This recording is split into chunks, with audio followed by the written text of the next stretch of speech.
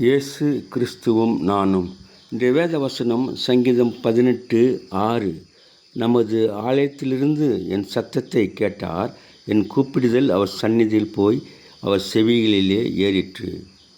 அன்பான சகோதர சகோதரிகளே, நாம் ஆலயத்திற்கு சென்று ஆண்டவரை துதித்து நம்ம விண்ணப்பங்களை வைக்கும்போது ஆண்டவர் கேட்கின்றவராக இருக்கின்றார்.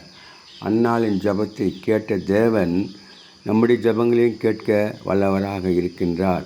அவர் நம் ஜபங்களுக்கு பதில் கொடுக்கிறவராக இருக்கின்றார். நாம் என்ன சூழ்நிலையில் இருந்தாலும் நம்முடைய தேவைகளை அவர் சந்திக்கிறவராக இருக்கின்றார். நாம் வேண்டும்போது ஆண்டவர் நமக்கு கிருபை அளிக்கிறவராக இருக்கின்றார். நாம் செய்கின்ற எல்லா காரியத்திலும் ஆண்டவருடைய தயவு நம்மோடு இருக்கின்றது.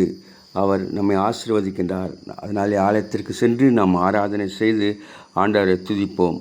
ஆலயத்தில் மட்டுமல்ல, எந்த இடத்திலும் அவர் நோக்கி கூப்பிடுகிற எந்த ஸ்தானத்திலும் அவர் வந்து ஆசீர்வதிக்கிற தேவனாக இருக்கின்றார். அதனாலே நாம் ஆண்டவரை துதிக்கிறவர்களாக, ஆண்டவரை போற்றுகிறவர்களாக, ஆண்டவரை வணங்குகிறவர்களாக, ஆண்டவரை மகிமைப்படுத்துகிறவர்களாக இருக்க ஆண்டவர் கிருபை செய்வாராக. Have a blessed day. God bless you. Give your heart to God, your hand to man. Live in God's word, live on your knees. Thanks for watching.